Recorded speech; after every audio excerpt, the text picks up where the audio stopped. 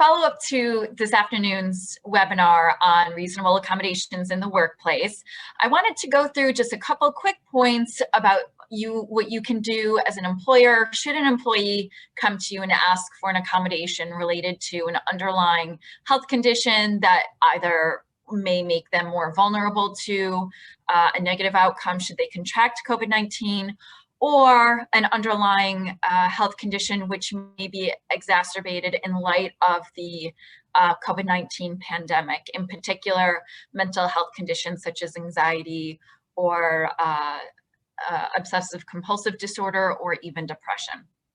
So should an employee come to you and indicate that they think that they need a COVID-related reasonable accommodation, just as we would do in any other situation pre-COVID, you would start by asking that employee for additional information.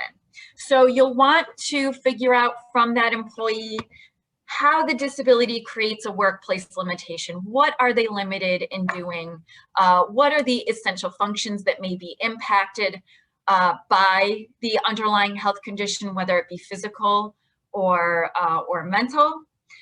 You will want to have a conversation with probably both the employee with some input from the employee's medical care provider about how the requested accommodation would allow the employee to effectively perform the essential functions of their job while also effectively addressing the underlying medical condition. You'll also want to gather some information about what other accommodations may effectively address the employee's health condition. And you'll want to find out how long it's anticipated that the employee may need that accommodation, because that will go into the analysis about whether or not that accommodation is reasonable. And then you'll also want to have a discussion about how the proposed accommodation will enable the employee to perform the essential functions of the position. The important thing to remember in the interactive process is that there really has to be an ongoing conversation with the employee about what can be done, what may be impacted by the health condition, and how you as an employer may be able to modify some of the employee's working conditions in order to accommodate that underlying medical condition. As in the past, just a few accommodations to keep in the back of your mind. Telework or remote work may be an effective accommodation depending on the employee's essential functions.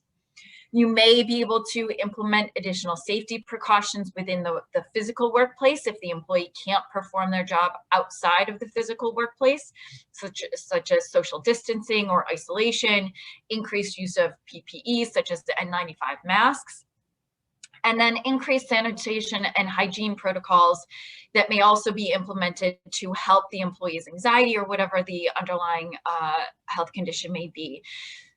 You can also think about whether or not there are opportunities to modify the employee's schedule. So if it's the case that the medical care professional has indicated that, yes, they can be in contact with other employees, but it really should be as minimal as possible, well, perhaps that employee works on a different shift, or maybe their work hours are modified so that when they're in the workplace, there is few people there as possible. These analyses are very fact specific. It completely depends on what the employee's health condition is. It depends on what the operations of the employer are, as well as what the essential functions of the employee's position are.